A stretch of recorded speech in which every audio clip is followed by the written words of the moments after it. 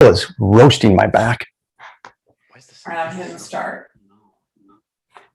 What if it's louder? It is loud.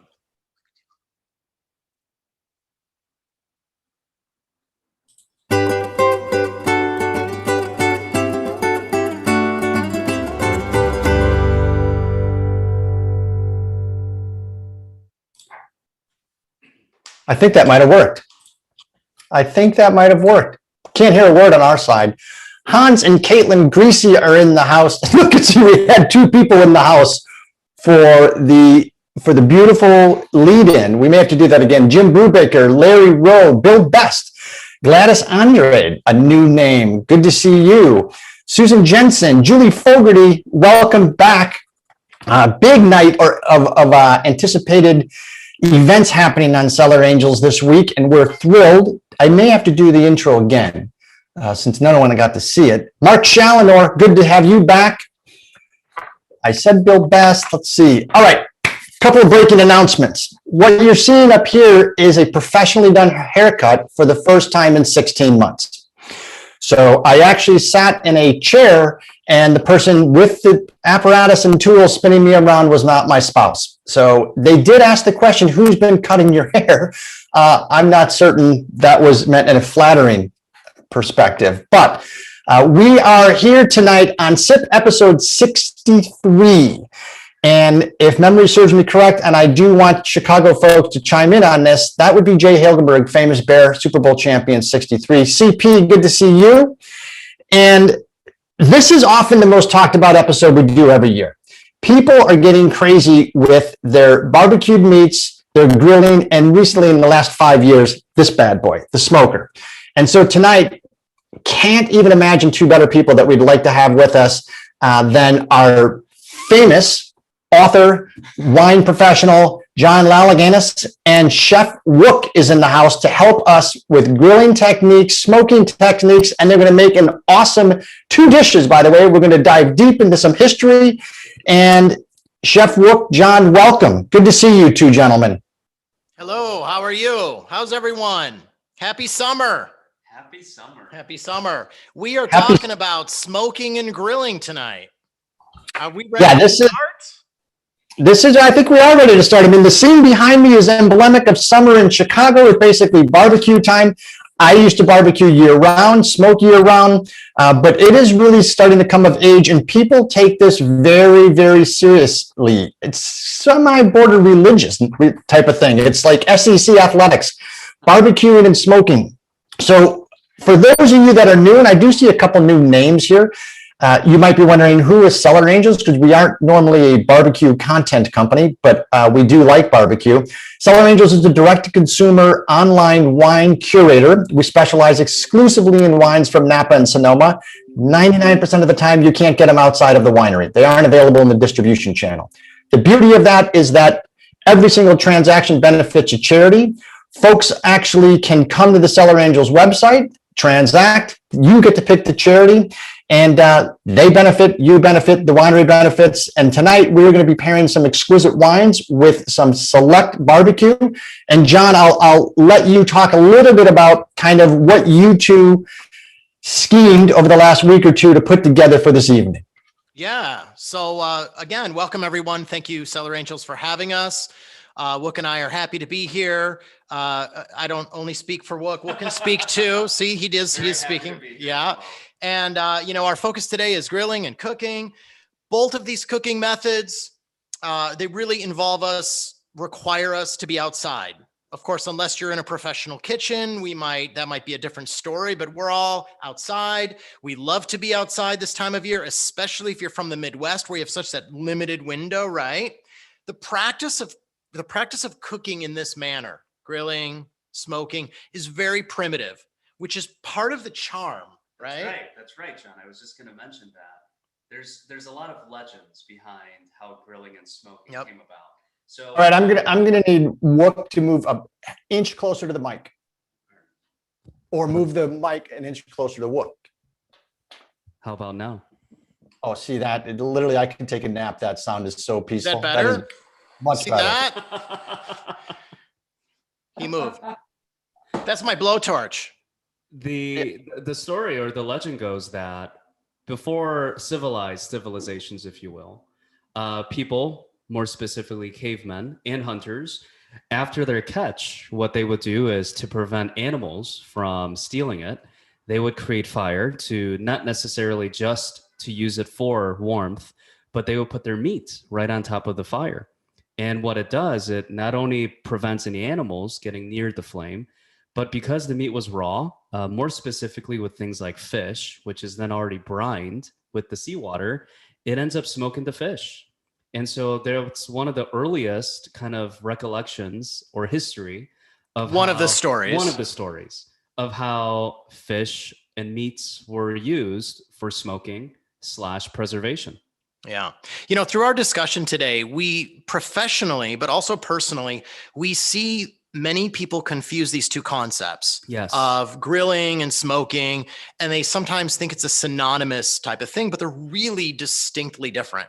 So our goal today is to be able to provide some guidelines, to give some ideas, some tips. And we all know that many of you smoke and grill.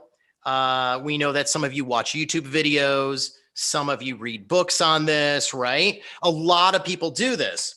And to be honest, everyone has an opinion, right, Martin? Everyone has an opinion. Some of them are right, and many of them are not.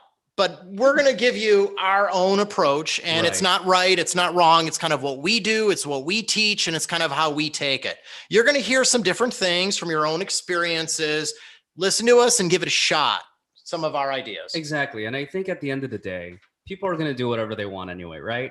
And so you technically can, you just got to find the right approach. And we'll talk about this later on, but how to utilize the heat, understand what you're about to cook, so that if you did want to do something a little bit different, no matter what you do, it's going to turn out beautiful. Yeah.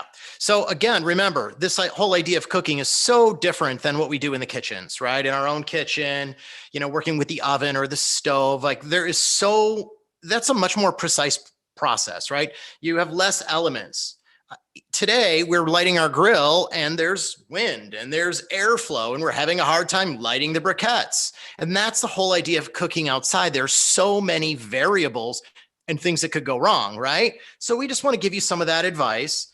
And you know, we also wanted to point out that it's not an exact science, right? I mean, when you look at what grilling is and what smoking is, I think if you even listen to top smokers and people that grill regularly, there's so many variables like John mentioned, but eventually you're going to know what works for you.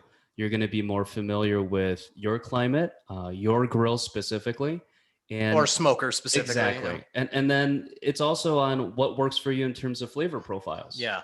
And so we want to give you just briefly right now off the top, 3 things to consider that are sort of the, I don't know, outline, if you will, of smoking and grilling. And the first one we want to give you is the idea of your product, your actual product that you're going to cook with. Let's assume a protein, right? Mhm. Whether this is going to be a pork, let's say some ribs, or a pork shoulder, or hot dogs, or hamburgers, or whatever it is, the quality of the meat is critical, right? Yep. And so talk a little bit about the quality of the meat, some like different elements of that. Perfect. That's a great comment, because when people are grilling, I don't know if people are really paying attention to the quality of the meat. And so when you look at beef or pork or chicken, there's so many variables even within, let's just use beef as an example, right? And if we are using chicken, you also have to understand that, are you cooking a chicken breast? Are you cooking a chicken thigh? Are you cooking a chicken drumstick? But Skin on, skin off, bone in, Exactly. bone out. But all of these decisions have to be made with the meats. And also we talk about the quality of it, not just the cut of it. Exactly. Because when you talk about the quality, and if we're sticking with beef, the grading, there is going to be a difference between a prime versus choice versus select. And then you also want to think about the target times of how long these are going to be cooking. Yeah. So that first is our protein, first consideration. And we're just giving you 3 things off the top. Second thing is going to be your target times. Talk about this. Yeah. And so when you are grilling, let's just say today we're going to be grilling bratwurst, and we're also going to be grilling beef tenderloin, and they're going to have 2 different cooking temperatures and 2 different cooking times. Yeah. And so for anybody that's cooking a hot dog, or they're going to be cooking a ribeye steak bone in, that's going to cook very, very differently. And you want to understand what doneness that you want, and then figure out what temperature of your heat that you need to be. So then ultimately that when you are ready to serve it and impress your friends, that they're going to be really impressed and enjoy the meal. Right. So Right, what you talked about, you talked about the protein and target times, and I want to go back to the protein for a second. Yeah. Is Adam's Meats still big in Chicago? Adam's Meat. I haven't don't know heard it. about it. You know who it is that the Polish deli. No. There's Paulina? they sell to Paulina all the- Market? What's one? No, not Paulina? Paulina. No, but it's funny because you talk about the protein being a critical component because it's the first ingredient, it's the thing, the quality of it. I don't know if you're familiar with D'Artagnan. Yeah. Yes. Okay, because it's one that I've used in the past, and here they're actually having a smoking special right now on smoking cuts that you can Really? get. So you've got chicken, and I'm not a paid spokesman. They aren't a sponsor. I'm not hashtagging them, but I would love to figure out how to smoke duck breast, all green heritage, bone in. You talk about bone in and target times and stuff like that. So this would be this is not inexpensive, by the way. This isn't, Right. Dominic's or Jewel type of protein. Now I'll get a letter from those guys, but we won't get a sponsorship. But I'd be curious if you have any suggestions on, do you pick certain producers, certain suppliers because you love the way they take care of the animals and the finished product, or do you just kind of stick with the general, I want this grade? If cost is no issue, I love selecting specialty suppliers and boutique suppliers. But if it's just for me and maybe a few friends, and we're just really looking to hang out and enjoy a decent meal, going to the local grocery store, that's perfectly okay. And there's no problem at all. Of course, there are specialty delis, specialty butchers around the city, and that has become a thing that's really popularized again, or kind of been revisited with the idea of having specialty butchers to go for certain types of meats in and around the city. So we've got protein, target time. What's three? Go ahead. I'm sorry. The other one, which was kind of blended in there, was the idea of cooking temperatures. Yeah, when you, Martin, were talking about the duck breast, the bone-in, there are suggested cooking times. I think when people look at recipe books or people look online and they look for references, there's always going to be, for every pound, you want to cook it for 30 minutes and so forth, as an example. And those are pretty accurate if you ask me, but it just really depends on what you're cooking. And so if we're focusing on grilling, which we're going to do later on, the target times really don't come in too much of a play, because at that point, you got to look at, I think target times are more applicable to smoking. When you're grilling, it's going to be understanding the thickness of your meat and then understanding the temperature. And so that's really going to give you a better gauge when you use either a thermometer or, like most professionals do, they'll use their finger and they'll probe it with their hand. And you have to sign up for Wook's class to learn about that. All right. How to feel doneness. You actually use this right here to determine doneness. Let the record reflect, Wook just called me a professional. Nice. Well, we all thought that was you smoking in the background. It is. My shirt is cooked right now. It is killing me. So what we wanted with those are just sort of three broad kind of overview types of things. What we wanted to do is to dive into the distinction between grilling versus smoking. We really wanted to get into first defining them. And grilling, we'll talk on that one. Thanks, John. Yeah. So I think when people think about grilling and smoking or barbecuing, it's like, well, number one, and I don't know if you've ever dealt with this, John, but usually when I get invited to quote unquote a barbecue, it's a grill party more than anything else. Yeah. Everybody's calling it barbecue. Exactly. But it's actually technically not a barbecue. And then the person that is grilling, and forgive me for all my friends that are potentially listening, it's usually the person that never cooks, and they prepare something on the grill and it's terrible and they blame the grill. And then guess what, buddy? It's not the grill. Yeah. It's you. And so when we're talking about grilling, I think people have to understand that grilling is a direct heat cooking method. So which means that the flame or the heat source is directly underneath the food. And that's going to be very key because when people think about barbecuing, it's not the same. Grilling is a very quick cooking method. So depending on what you are cooking, it really shouldn't be on the grill for that long. It's to create a crust. It's to promote the moistness of the interior, especially for things like protein.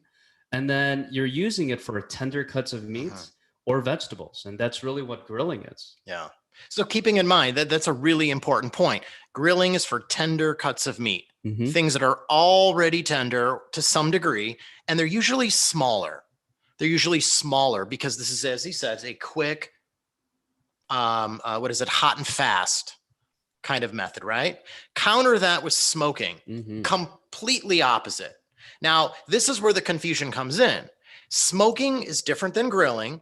And here's the confusing part. Smoking gets another name, AKA barbecuing. Barbecue and smoking is the same thing. Grilling is something completely different.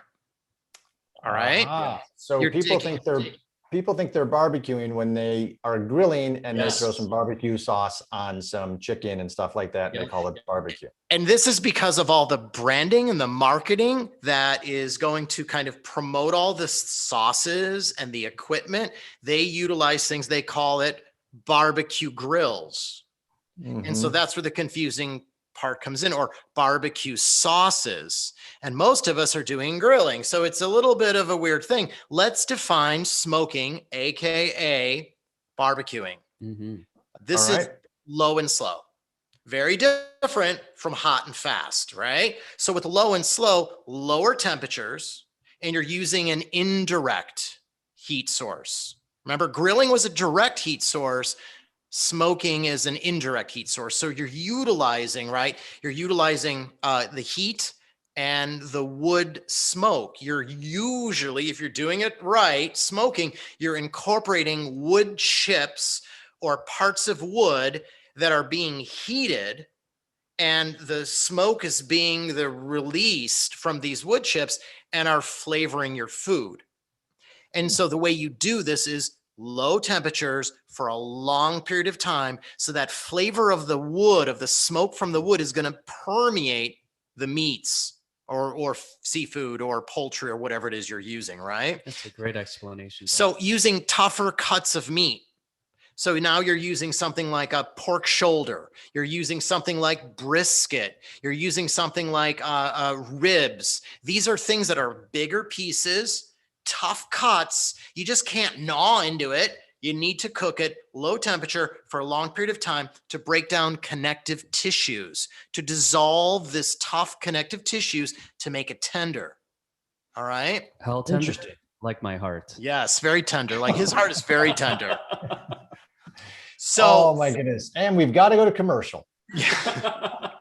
All right. So keep in mind, you don't grill a pork shoulder. You grill a hot dog. Okay. You don't smoke a hot dog. You smoke a pork shoulder. So think about the size difference of a hot dog versus a pork shoulder. That maybe helps you remember that, right? Okay. So what we wanted to introduce now, we've kind of covered the distinctions between grilling, smoking, barbecuing, is the idea of brines and rubs. As I'm sure everybody's heard about rub, the dry rub. What's the rub? What's in the rub? That's always the question, right? So let's first talk on, well, you want to do the wet brine? Yeah. Let's talk you do the wet brine first. Cool. Well, it's interesting. I want to back up a second because you hit upon something. So smoking and barbecue synonymous, and you are usually using it on the less tender cuts of meat. And it's funny because you're right. Braised short ribs and stuff like that, and baby back ribs that don't fall off the bone until you've actually broken down that connective tissue over a longer period of time. That makes perfect sense. And I'm glad you talked about brining. Is brining another component of that to break down connective tissue, or is that just more about imparting flavor? It's all about flavor. That's right. Okay. When you're looking at brining, so there's kind of two types of brining, right? One is dry brine, which is really just salting usually overnight, or depending on the size, about 12 hours.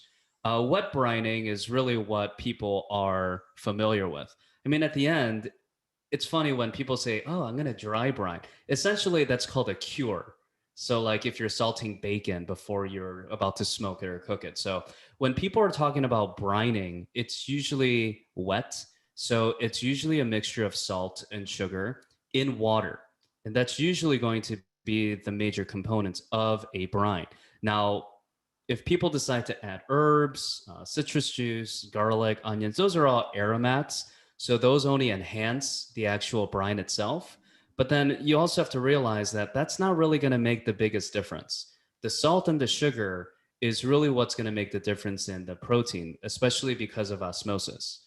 The protein with the salt and sugar, in an interesting way, the water is going to go in, the moisture is going to go in, it's going to come out. And because of the salt, it's going to seal it essentially, and it's going to lock the moisture inside. And so when people are brining and they are about to roast it, grill it, what have you, it usually ends up becoming pretty tender and moist because of the fact that it has been brined. Yeah. And so brining is not a bad thing to do. I think you just have to be careful because the brine does have sugar, and you got to be careful what size the cut is because of that sugar content, it may get dark too fast. So that's something that you have to be careful with, especially if you're using something brined on the grill. So and I know I see Bill Best in the attendee list, and Bill is an awesome smoker. And he does things, brines for 36 hours or 48 hours, and then does slow cook for 7, 8, 9 days on certain recipes. And I was mind boggled. Some of these are salmon, some of these are Canadian meats, and he's very happy right now because of the Montreal Canadiens. The aspect of brining, can you make your own brine, or is there store bought, or is it, if you make your own, you're just mixing things that appeal to you? So I think no matter what, I mean, you can buy a store-bought brine, but essentially it's ingredients that you have at home. And so I would recommend that you do make it at home, especially if you have a large container, depending on what you want to brine. So for instance, if you wanted to brine a turkey, it helps to have a 5-gallon bucket, right? But if you're going to do something on the smaller scale, like maybe you just wanted to do pork tenderloin, or you wanted to do a couple of chickens, I mean, you don't need a container that big, though it would help. Ultimately, you can look up any brine recipe if you really wanted to. They're all pretty consistent because they always have salt and sugar as the main ingredient. And you do have to boil it just so the sugar and the salt dissolve into the liquid. And then you want to chill it. You don't want to put in your proteins when the solution is hot, because that kind of defeats the purpose of the brine. You want to add in your protein when your brine has chilled down completely. So a lot of chefs and professionals and home cooks would just chill it over ice. And then once so I was going to say, like, chill in the refrigerator or chill room temp, bring it down. When you say chill, it's got to be cold. Yeah, it has to be really cold. So I mean, depending on the size, you can put it in the refrigerator, which I don't recommend, but in a pinch you can. But you do definitely want to chill it as fast as you can. And usually ice is the way to go. Got it. So that makes a huge, huge difference. And then John. All right. So that was the wet brine, right? And we would use wet brine for grilled foods. We would use wet brine for, I suppose, even roast, smoked foods. We're going to move on to the dry rub, which I think gets a lot of attention. And dry rubs are great for smoked products. They're really ideal. They're preferred. They're recommended compared to grilling. You really shouldn't put dry rubs on grilled foods because what dry rubs contain are 4 base kind of broad ingredients. One ingredient they're going to contain in your dry rub is going to be a heat source, something like a cayenne pepper or chili powder or black pepper or red pepper flakes. So there's a heat source, right? The next one is going to be a salt. And you've got so many options with salt. It's not just the salt in that blue little container, right? With the actually, Morton's is a sponsor. You can say Morton's. Okay, so Morton's. So there's so many different types of salt, whether you're using kosher salt, which is often recommended, you're using sea salt, you're using pink sea salt. I mean, you're using gray sea salt. There's so many different variations of salt nowadays. So there's a salt. That's the second of the 4. Third is going to be some sort of savory element, right? So savory elements would be some maybe dried herbs, maybe oregano, maybe marjoram, perhaps what are some other options you might add? Oregano. People would put parsley. Sure. Okay. So, and then the fourth is going to be some sort of sweet agent, right? So whether this is just pure white sugar, perhaps you're using brown sugar, which tends to be kind of a preferred because of that richer caramelly kind of character that's going to offer. So those four ingredients are going to be mixed together in a bowl. And then you're basically going to coat whatever item you're going to smoke. And you're going to allow it to sort of just sit there. Now, why you don't want to use a dry rub for grilling is because grilling uses high heat, short times, and what do y'all think is going to happen? Scorched dry rub. Yep, you're going to burn it. So if you grew up in my household, that's a normal thing. So every meal, in fact, waking up when I was a kid, we all knew when it was time to get up for school. The smoke alarms went off every single morning. And then you'd hear this sound. My mom was scraping the burnt off the toast. So if you want burnt, that's fine. But we really reserve the dry rubs for the purpose of smoking. All right. Let me jump in here because I know Wook has got to depart in a couple of minutes to go check on the food. We've got two poll questions. And do you have anything else, John, on the four items? No, not at all. We were wondering if we can actually take maybe just 5 minutes to give some tips on grilling and smoking before Wook runs off. Is that possible? Do we have 5? You've got 5. All right. So let's talk about tips on grilling. Okay. So first tip on grilling is number 1, you need a grill. And then number 2, you need to make sure that you have the proper cooking utensil, meaning you want to have your grill, and then you also want to make sure that you have your briquettes, whether they're charcoal or whether they're wood. You do want to make sure that you buy the right one that you're familiar with. You also want to make sure that when you are grilling, you need to make sure that the grill is very, very hot. So anything above 400 degrees is really the way to go. Because remember what we said, it's a very quick cooking method. It's direct heat. So it's hot and fast and not low and slow like smoking. And then the other thing that you want to be careful with, another tip for grilling, is make sure you clean the grill and you oil the grates as soon as you're ready to cook.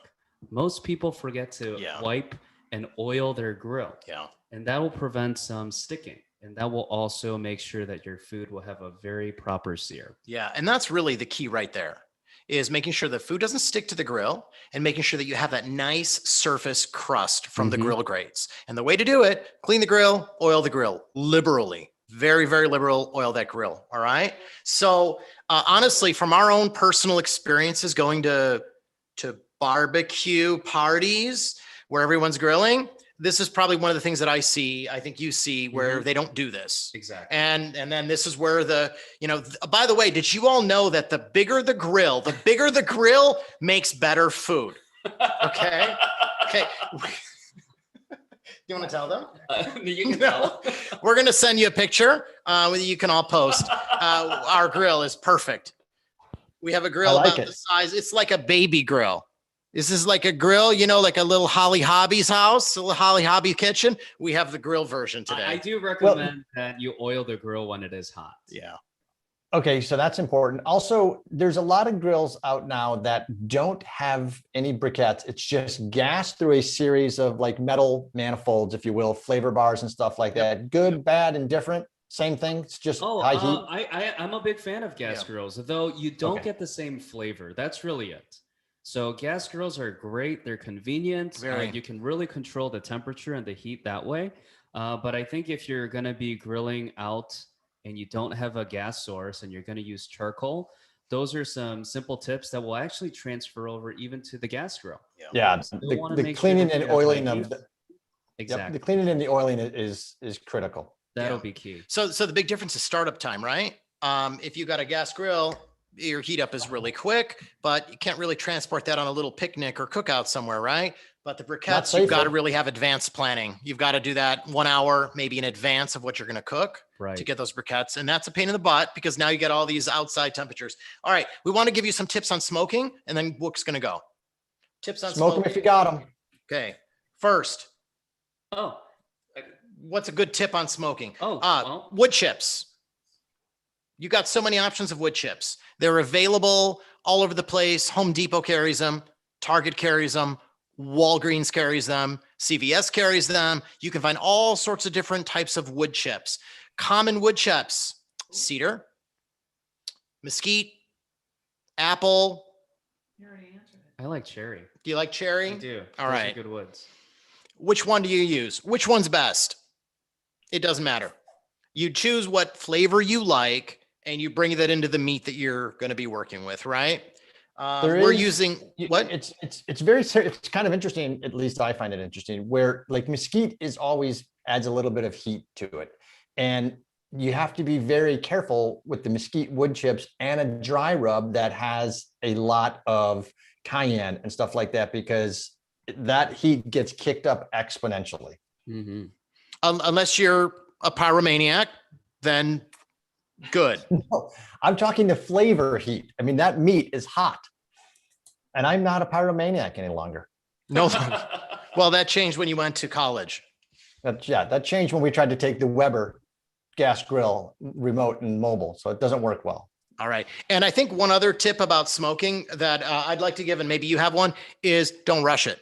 Yes. Don't rush it. We're, and this is the problem. I'm looking at it. We did an episode, our episode 9 of our podcast was featuring John Bedell of North Branch Fried Chicken. It's located in the northwest side of Chicago. And I spent the day with him smoking a brisket. And you're going in there and you're looking at the brisket and you smell this smoked wood just permeates the entire restaurant. And you're like, I want it now. I want it now. I have no self-control. And it's really easy to kind of pull it early. It's really easy to not let the meat rest. And our little philosophy on let it rest, because you need to have all of those juices, all that hot temperature needs to not be coming out of the meat. You need to cool it down so the juices go back into the meat. And so it's really about patience. Pardon me? Yeah, and I'll defer. I was going to say I'll defer to some of the smokers in the attendee chat lists. I think it's worthy to invest in a couple accoutrements for smoking. Digital meat thermometers, so you don't have to open up the smoker the wired ones and stuff, so that you can have the thermometer and probe inside the meat. You can see what the temperature is outside without having to lift the smoker. And that gets back to the patience aspect, because some of these dishes on the low and slow, it's not unusual to do pork shoulders in 12 hours and 14 hours and stuff like that. So you're going a long time, and there is a patience factor, because you just want to take a peek at it and see what it's happened. And then you lose 100 degrees of temperature, and then you have to build it back up nice and slow. So there's something there, John, you're right about low and slow, but I would invest in some, you can spend $50, $75 on some digital thermometers and have it on some folks have it on their smartphone as well. Good. And we can say that about the grilling too, is people want to turn it too quick. Yes. Just leave stuff alone. Let it cook. Don't touch it. Stop playing with your meat. Stop playing with your meat. Okay. This is not the time to play with your meat. All right. No, so it is the time for Wook to disappear. It is. So Wook is going to be gone for about 10 minutes. He is going to finish the brats that he has already poached in a rosé wine. And he is going to cook the Wagyu tenderloin. Wow. And if I haven't said hello to Kay Jurica and Kent Geller, hello, I'm going to ask 2 poll questions, and then we will turn on cameras for those of you that want to be visible. So the first poll question is, Wook talked a little bit historical about barbecue and how it first came about with the smoking, but do you know where barbecue started? So was it the Polynesian Islands? Was it the Caribbean Islands? Was it San Angelo, Texas? Or was it Decatur, Georgia? Just one. Thank you. I'm going to take a little sip of water while we let the Jeopardy song play in everybody's head.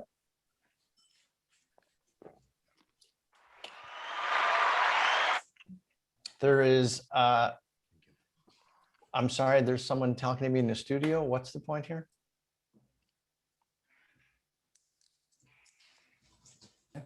All right, we're going to give this 3 more seconds. 3, 2, 1. This is interesting because for the first time in SIP history, no one got it right. If you actually check the history of where barbecue came from, it was in the Caribbean islands. As a matter of fact, barbecue is shortened from a term, I believe it was barbaroco, a form of cooking, and kind of very much like Wook said, as it relates to the protection of the meat, but also you can imagine influencing it with Cajun spices and some of the things that they have made famous down there. So no one got that right. Polynesian Islands would have been a good guess, as 8 of you chose that. Next question, as it gets to the bratwurst, and for those greasies on the chat, this one is right up your alley. What city and year was bratwurst invented? Not encased sausage meats, but actually bratwurst. Sheboygan, Wisconsin in 1949. Oshkosh, Wisconsin, 1949, or Fond du Lac, Wisconsin, 1949, or Nuremberg, Germany in 1313.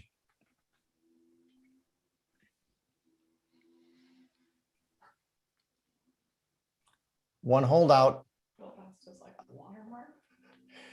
I said it. I said I was going to drink water. It's actually it's vodka. All right. This is much better. Oshkosh and Fond du Lac are going to battle it out. Sheboygan left out in the cold. Nuremberg is correct. And when you do a little bit of research on Nuremberg, this is interesting to me from a wine perspective, because they actually have the bratwurst in Nuremberg. There are judges, there are classifications, there are artisan styles. The Nuremberg specialty is made in high demand, but only by special butchers that can make it. And there's actually a panel that selects which butchers. It's like a master craftsman program. The meat has to be of a certain grade. It has to come from a certain quote unquote AVA. They have an IGDP, which is like an Intelligation Geographic. They have a whole classification system for bratwurst in Nuremberg, very much like wine. So that is actually your 2 trivia questions tonight, but I was amazed that bratwurst was started in the 14th century. And now we're going to let folks, if they would want to, turn on their cameras. And John, we have a question on grilling as an oil for the grates, if you will. Is spray on oil okay? Is Pam grilling okay? Are there certain oils to stay away from? I mean, coconut oil is on the rise, grapeseed oil. Give us an idea of what oil is the perfect oil for the grates. The cheapest oil you have. The cheapest oil you have. The purpose of oiling the grates is just for not sticking. So it's really not going into the food. It's burning off, but it's providing that sear. And you should do it with hot grates. You should do it with hot grates in terms of oiling. And I would never use a spray on oil. I mean, you can, but it'd be kind of fun to see what would happen if you did that. Because as you're spraying it on and there's a flame, you're going to just see a bigger flame. And it might actually follow up to your can of oil. So probably not a good idea to do that. What I recommend is get a bowl or a cup, keep oil in there, and maybe an old dish towel. If you don't have an old dish towel, paper towels, and grab some tongs and make sure it's nice and sopped up with that oil, and go ahead and rub it on those grates. And that's it. And you'll get a little bit of a flame on those grates coming up right then and there, but that's fine. Well, oil it well, close it down, let it get back hot again, and then go ahead and add your meats. Okay, so you can just have a bowl, tongs, some Yep. sort of rag, kind of mopping it over the grill. Yep. It's going to burn off. Yep. Yeah. So what you're using, do not spend money on that. The oil that you should be spending money on is going to be in the ingredients and the foods that you're going to not be cooking with the oil. For example, salad dressing or drizzling oil over that caprese salad, right? Something like that is where you really want to invest in the oil, because there's no heating going on. So you're not going to kind of mask those beautiful underlying aromas and flavors and structural characteristics of the oil you've gotten. So yeah, cheap vegetable oil is what you're using for the grill. Okay. Let's talk. You mentioned a podcast, and I'd be remiss if I didn't let people know about the podcast that you have called Feeding the Soul. And it's an amazing podcast. I've listened to several of the episodes. I encourage folks to check it out. Tell us a little bit about, a 60-second overview of what Feeding the Soul is. Oh, that's so awesome. Thank you for that. So Feeding the Soul is the podcast that Wook and I started, and it is all about, exploring culture and cultural differences with one's food and drinks. So we've explored 9 episodes so far. We've done 9 episodes. We're on hiatus for the late spring, early summer. So next podcast should be out in about a week and a half, episode 10. But so far we've done episodes that center around things like fried rice, steaks, or steaks and chops. We've done the sort of history of the steak house. We did an episode on smoking. We did an episode on bread, and we did a really funny non-scripted Valentine Day episode, which is just kind of us riffing and a little bit ripping, but also Wook is a fan of Valentine's Day. I'm a sort of pessimist, but it was kind of entertaining. So we've done a whole number of episodes around kind of the all culture of food and drink. We did a really fun one on Irish coffee as well. So it's not just food, it's food and drink. So, and speaking of drink, most people associate meats with Cabernet Sauvignon. Yeah. And one of the tricks that we want to talk about is pairing wine with barbecue or wine with grilled meats. Because you go to a barbecue or you go to a grill party or whatever, and more often than not, the wine is an afterthought. No one has put any thought into it whatsoever, but they do have a tub of beer there because that's what they're associating with burgers, brats, ribs, and that sort of thing. So how do you go about with Wook, with you and your wine education mastery and him as a chef? What do you think about when you're pairing barbecue and wine? So when you're saying barbecue, are you referring to smoking or are you referring to smoking and grilling? Both, I will, right? We'll whole put both picture. in. Yep. All right. So first off, I want to say a couple things, and that is that beer and whiskey go awesome, but so does wine. Unfortunately, a lot of the beer that people are drinking, they're kind of picking up whatever the cheapest lager, mass-produced lager beer they can get at the Walgreens, and they're down in that. And it's unfortunately, you're missing out on major flavor aspects that you can if you've put a little thought into it, whether that is beer or wine. And I'm not dissing Cab. Cab is beautiful, and it's great with grilled meats, especially certain cuts like ribeyes, for example. Not dissing on that, but there are so many other options to explore. If you love flavor and you love going down this kind of intellectual road of how to find really nice beverages to complement your foods, there are so many options. First thing I want to recommend to you is a book. And a lot of you, most people don't know that I do this on the side. I actually review beverage books and I judge them. And then we score them. And then there's an organization that I work through called the International Association of Culinary Professionals. And one of the books that I reviewed this past year is a book called Fire and Wine. So it's all about smoking and grilling and not pairing it with beer and whiskey, but pairing it with wine. All right. So I'd encourage you to take a look at this. It actually scored very well by the judges.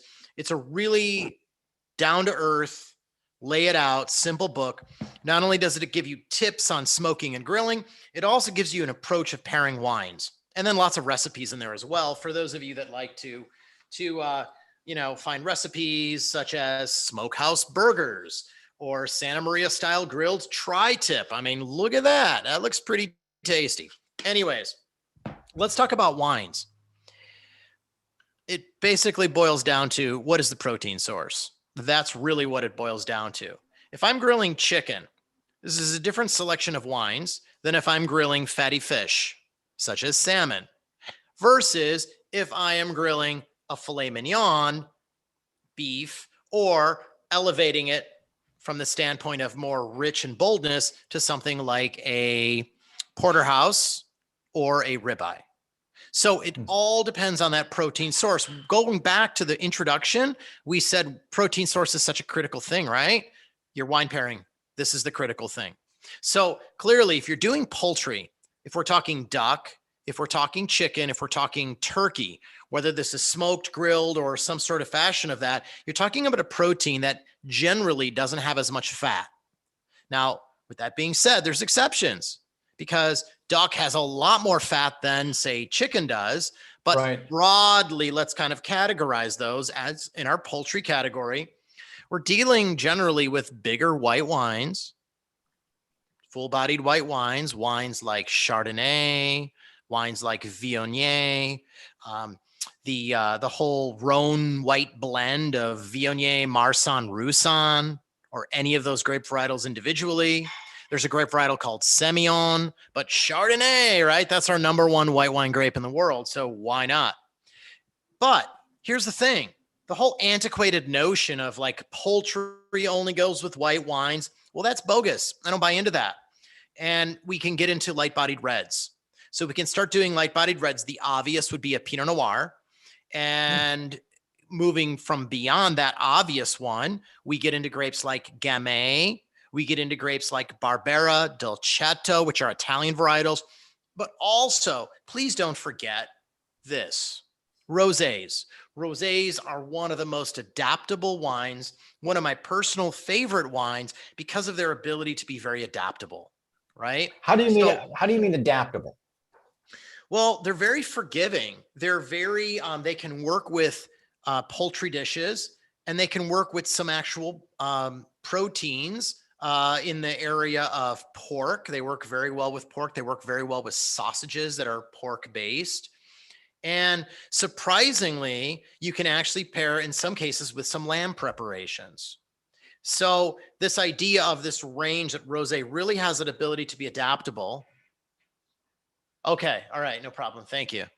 Chef was giving me some clues. He's saying he's got 4 more minutes. All right. Okay. Excuse me.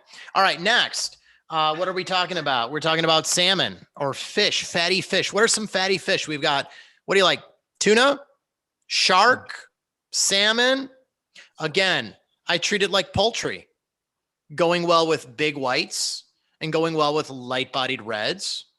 It's sort of that similar idea that fatty fish has that ability to not just go with white wines, but also works with light-bodied reds, right? That old rule that we learned is sort of old school. The old rule is old school. White wines, fish, poultry, seafood, white wines, it's a good starting point, but it's not absolute. All right. So when you start getting into meats, it really does matter on how much fat is present. Fat is a huge deal. And external fat, as well as internal fat. When you take that tenderloin is so clean and so pristine and so pretty and so tender that if you were to pair that cab with that tenderloin, you're going to overpower the tenderloin, no matter how you cook the tenderloin. Now, I'm not saying that you can't like tenderloin and you can't like a cab. I'm just saying there's probably a better wine pairing option. All right. So when we start getting into fattier pieces of meat, a little bit more internal fat, a little bit more external fat, like porterhouses or ribeyes, that's where you start allowing the ability to pair something with more tannin and more body and more weight. So we've gone from, say, like the tenderloin can pair really well with a Pinot Noir, maybe a Merlot. We start now getting with these bigger cuts of meat, going into Merlots, maybe blends of Merlots and cabs, but also Syrahs, also Zinfandels, also Nebbiolos.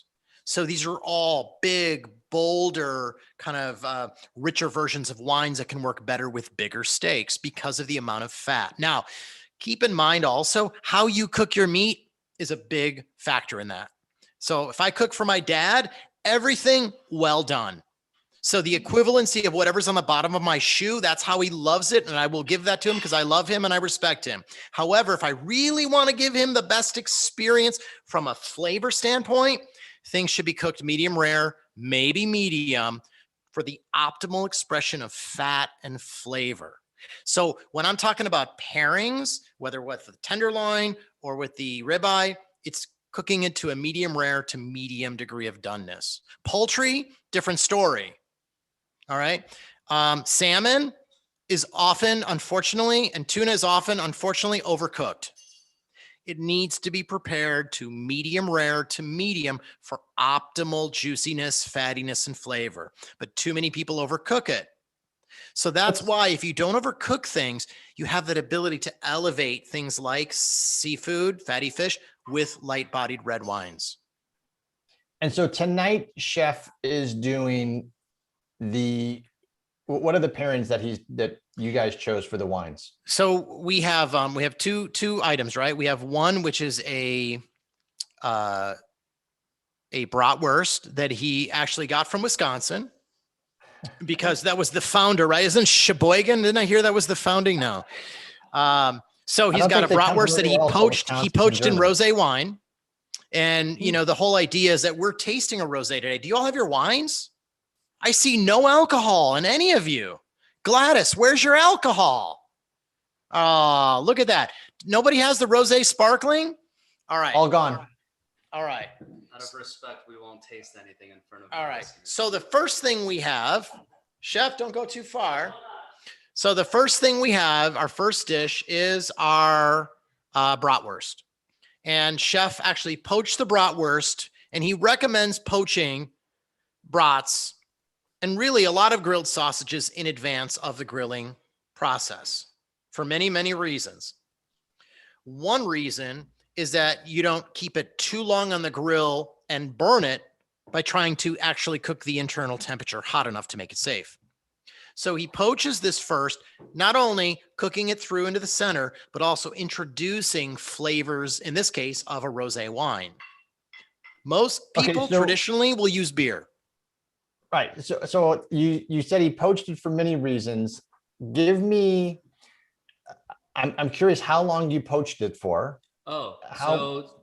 With pork, you want to cook it to, at least with ground pork, you want to cook it to about 165 degrees Fahrenheit. So in saying that, I poached it to about 150 degrees Fahrenheit. And what that does, and the reason why I like poaching sausages is because it's going to prevent splitting.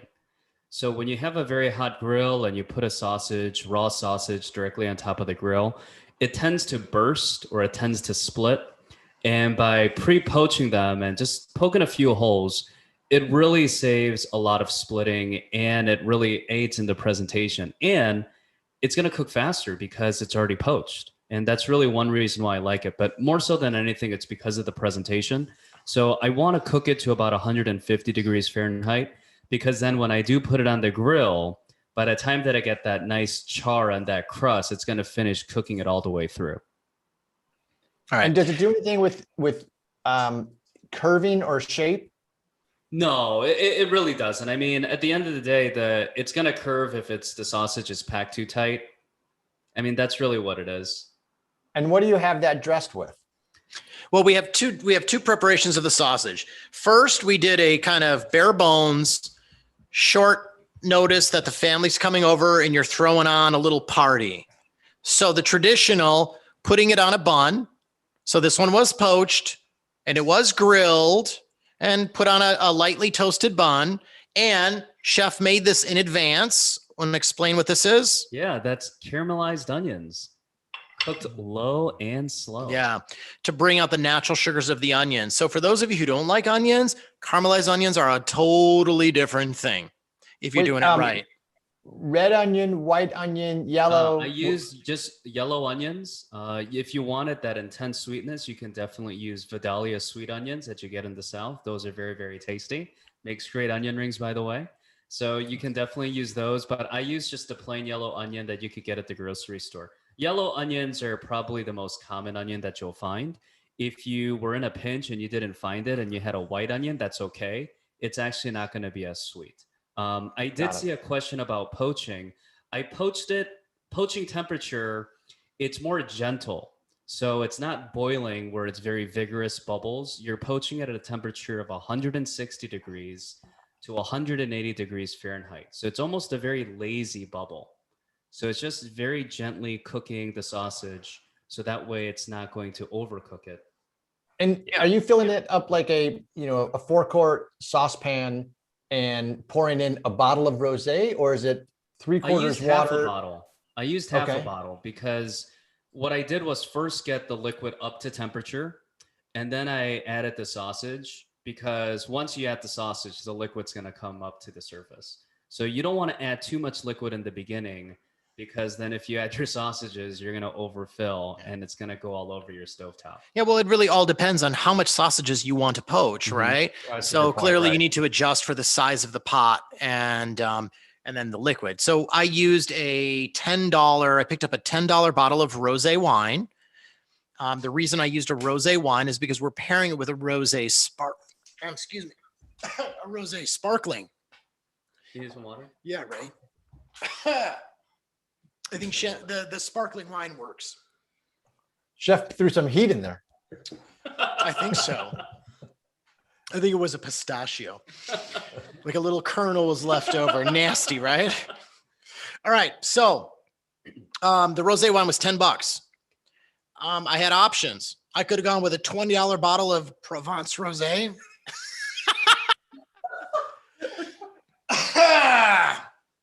He was boiled, not poached. Yeah.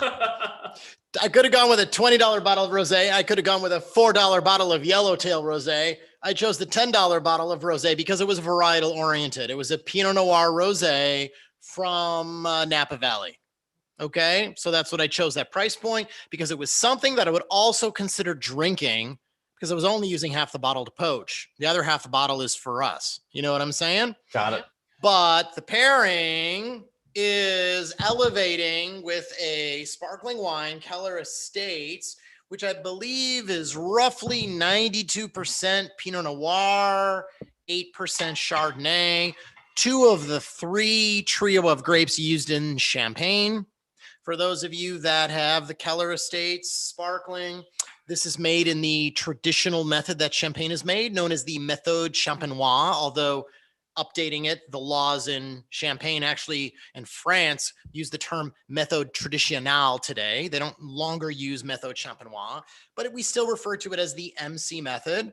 And that means that the wine, before it was carbonated, was actually in this bottle. Before it was carbonated, they added a little bit of yeast, they add a little bit of sugar, and the yeast is like Pac-Man. It eats the sugar, and you know what it does? It poops out a little more alcohol, and it gives you a little bit of CO2 to create that bubbles. This was made in the same way that champagne is made. So pretty cool. And because that method was used, there is contact time of wine with those yeast cells. And there's a chemical reaction that occurs that is referred to as autolysis. And this is the decomposition of the yeast cells. During that process, you're creating lots of aromas of toastiness, breadiness, like bread rising in an oven, baked bread. In addition, you're creating a nice toasty complexity on your palate, a richness, a fullness. So this wine, super delicious, and going to go really super delicious with that brat and the caramelized onions, which are there for some depth. Now, what we wanted to say is that we also elevated that brat, because we wanted to say, well, what if you had more time? What if you had a fancy guest coming over and you want to do something special, but still grill a bratwurst? Because, you know, you play that side. And look what we got here. Describe it. Yeah, so we have the bratwurst that was from Sheboygan, which I think John mentioned. And this was made with a mustard cream sauce. So it has caramelized onions. It has a little bit of bacon fat to give a little bit of smokiness. And then with that, there's going to be some white wine. There's demi-glace. And then there's some good French Dijon mustard. And then just a touch of cream. And just to give it a little freshness, there's going to be some fresh parsley that'll also provide some nice color. Yeah. So this is Okay, the so elevated version. So there's the Cellar Angels version, and then there's the mother-in-law's coming over version, which is just the brat and the bun. Yeah. I like the way you guys have worked that. Just my mother-in-law, no one else's mother-in-law. All right. But no, I have a question on, you said demi-glace. Yes. Tell me a little bit about that. That's question All number right. one. So and then question number two is there a difference between poaching brats and blanching brats? Absolutely not.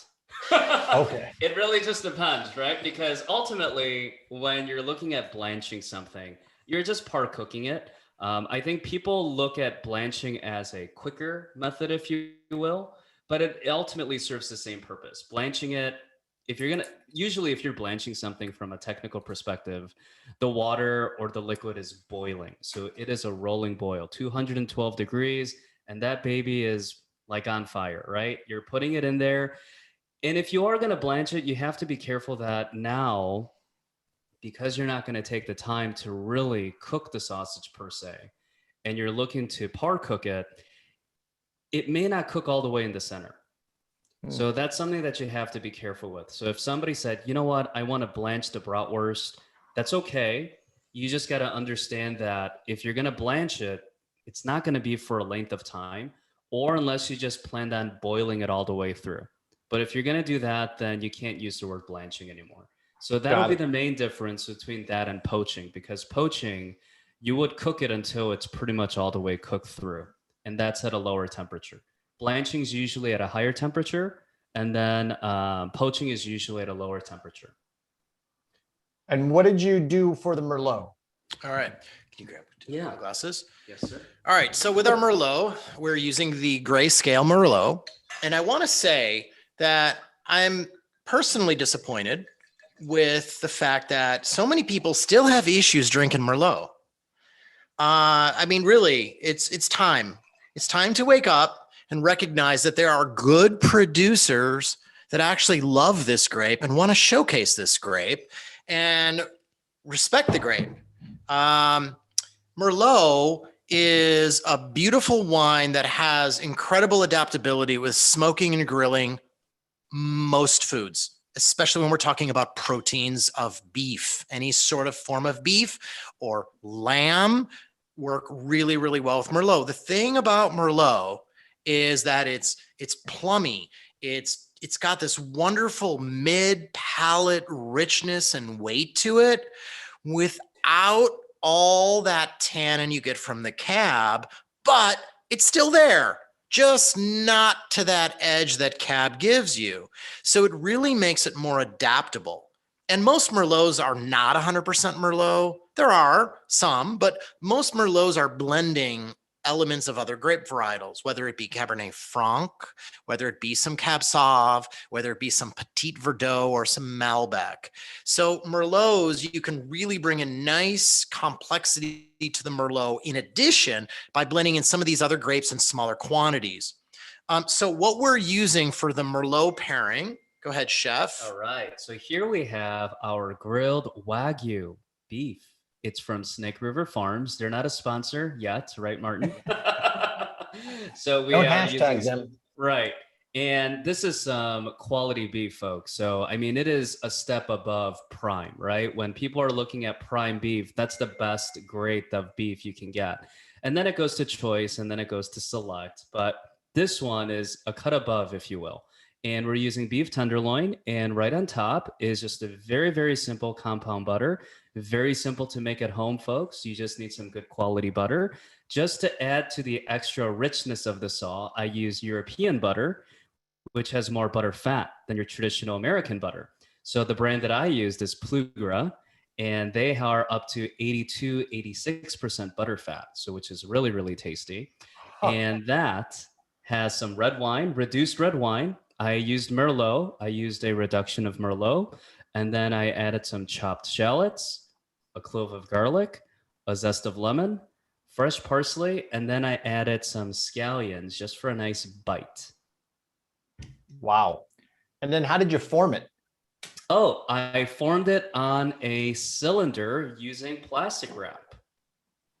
So basically, lay out a sheet of plastic. Once you start touching the butter, it's going to start to soften because of your hands and the temperature. And then lay it flat. And then you're going to roll the plastic right on top and just push it back and forth. It kind of looks like a butter Tootsie Roll. Okay. And then you just put it in the refrigerator, and then you're able to cut them into coins. And so then when the steak is hot, you will just put one of the medallion coins on top and then plate it and then bring it to the table, and it will just melt all over the steak. That's right. And then one restaurant trick that folks at home can do, if your plate is oven proof, you can just slide it underneath the broiler just for about a couple of seconds. And that will mimic the restaurant style, if you will, where you get that nice oozing butter on your home plate. Very, very nice. Was that doesn't sound like the quick version, or was that the quick version? That was the quick That version. was the quick version. Believe it or Well, not, if you have everything ready, the butter will take you less than 5 minutes. It's really holding it in the refrigerator to cut. That will be the one that takes the longest. It'll take you, a chef, under 5 minutes. No. It's not So going to take me under 5 minutes. sincerely, a compound butter, otherwise known as a flavored butter, sounds so fancy, but it's the simplest, easiest thing to do well in advance. Just softening butter. That's right. Mixing. You can do it in a mixer, a little bit of paddle. Mix in whatever flavor you want. Put it on that plastic wrap, or I've used wax paper. Mm-hmm. Roll it up. Put it in the fridge for an hour, maybe 2 hours. Right. It solidifies. You're done. Sausage. You can keep that thing all week, 2 weeks, That's 3 what I was weeks. just going to say. Yeah, you could just keep it in there like butter and just slice off a coin whenever you want to pick up a dish. Just like butter. If you Just wanted like to butter, make it yeah. sound really fancy, the French term is décomposé. Excellent. And I like that, but the accent is on the E. And by the way, the Merlot that you are drinking from Grayscale Yes. is produced by an individual that is currently on this channel, Mrs. Stop talking in my ear. Gene and Larry Rowe are with us this evening. So thank you very much, Larry, for producing this Merlot. So good. And I'm a huge fan of the compound butter. So Wook, there's already been a request in the chat to share the recipe of both the mustard cream I'd sauce. be more than happy to share. Cream sauce and compound butter. So if that's the simple version, how did you kick it up a few notches to the Cellar Angels version? For the compound butter? No. For this dish. For the dish. We did an all-in-one. We did an all. Okay. We did an all-in-one. Oh, wait, you know what? Actually, this dish, just the meat was the base version. The compound butter was the Cellar Angels version. We just There didn't we do two go. preparations because the cost of Wagyu without proper sponsorship at this point, we could only afford one piece. So we have our studio audience. Hey, and we could only afford one. So we're gonna have little slivers. We're gonna split that up. When we obviously every sip episode we prep beforehand a couple of days to go over some things, and you had talked about a way to really actually dress this up with mirepoix and everything. What was that you were talking? Because I think this is something that is jaw-dropping sounding. Oh, yeah. And So when we were talking about, and forgive me, I didn't answer the question. It was about demi-glace. So demi-glace is very different from a canned broth, if you will. So you have to get closer to the mic, Wook. Yeah. How about now? Well, there's How about now? Okay, there we go. Is it better? Much better. Yep. All right. You're listening to the smooth sounds of WOOK. All right. I love like that. WOOK. That is awesome. It's So- KOOK. It's Right, KOOK right. for cook. Right.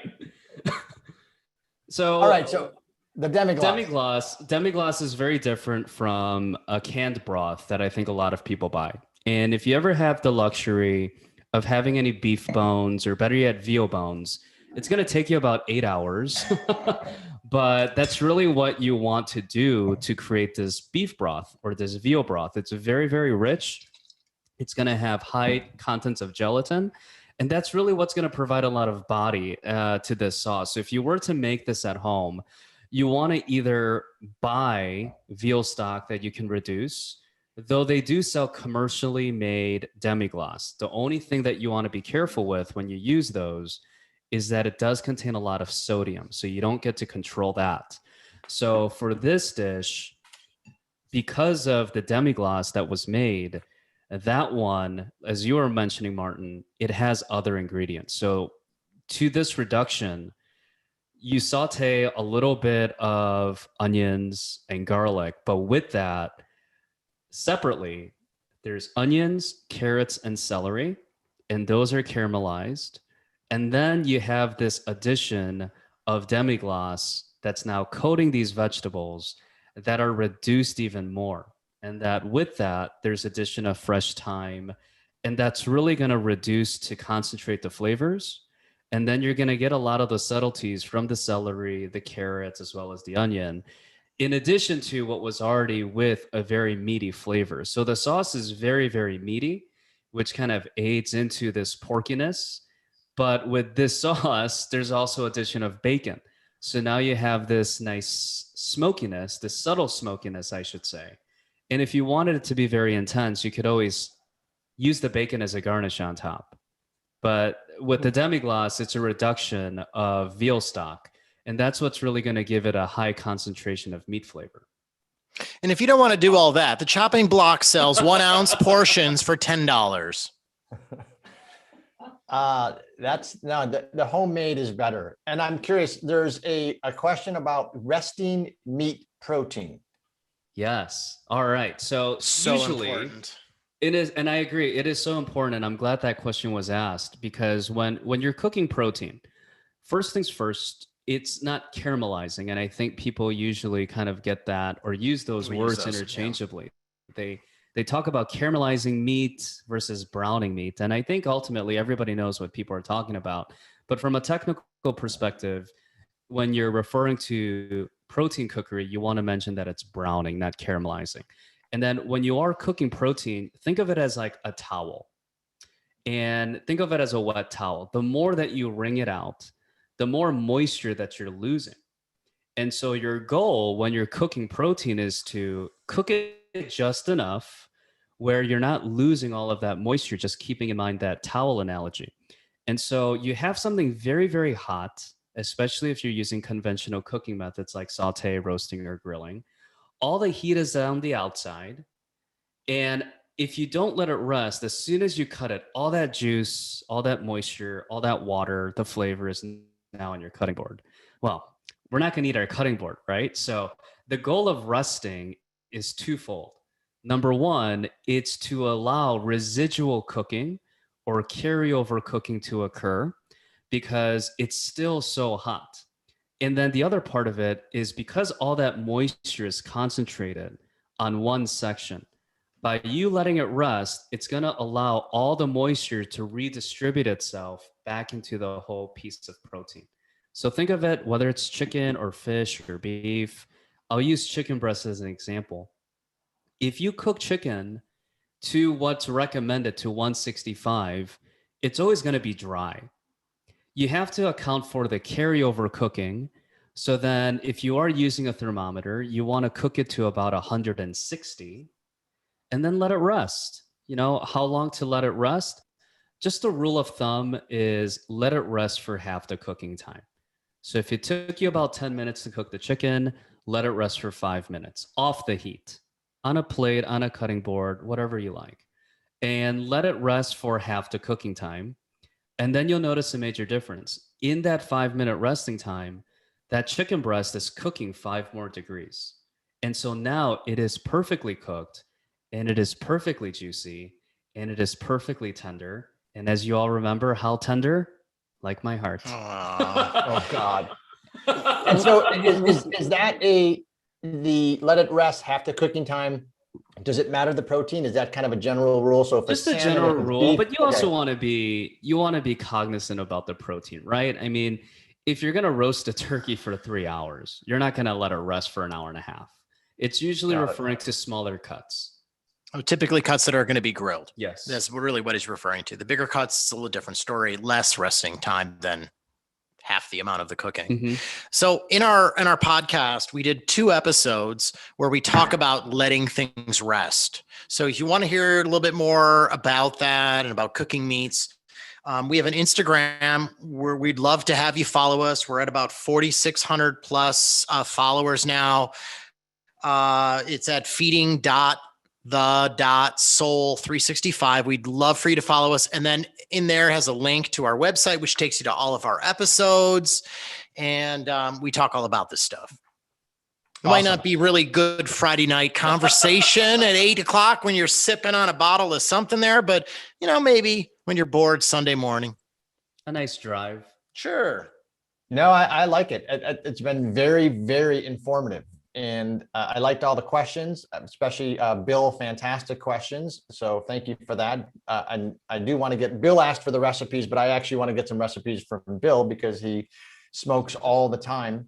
And those are some things that are near and dear to me as well. I would like to thank all of you for participating in this week's episode of Barbecue and Smoking. Thank you to John and Chef.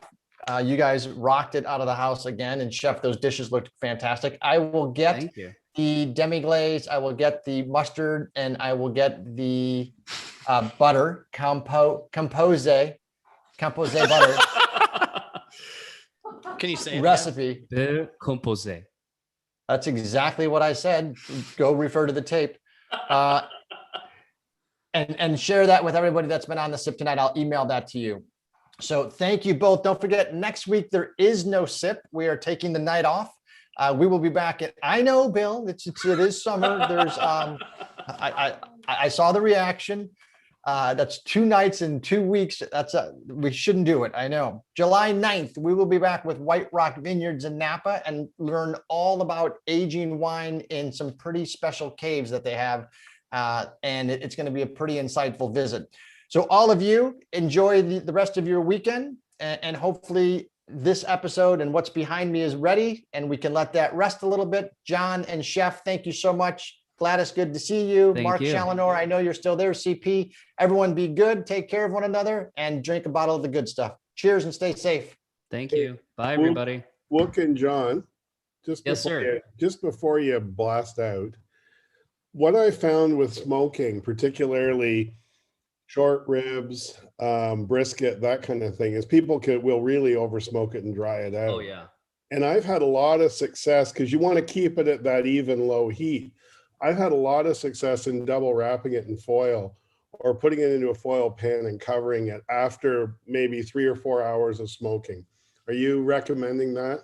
Oh, yeah, Yeah. I definitely do. And I know sometimes people are kind of a little surprised by it, but you can even wrap it in plastic wrap because the temperature of the smoking is fairly low. It's not going to melt through. And so if you want to try that one time just for fun, feel free. But yeah, double wrapping it in foil, that always does a nice trick.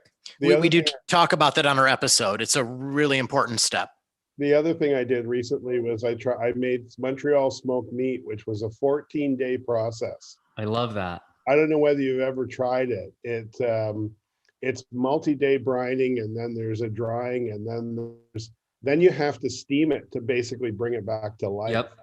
Oh, And the flavor is amazing. it really is. You know, Bill, forgive me, but I did the cheaters method. You know what that is? 10 days? Well, you The ordered it. No. The cheaters method is I ordered it from a pre-corned or a pre-brined beef, right? Brisket. Oh, okay. And then we have a great cooking equipment called a rationale oven.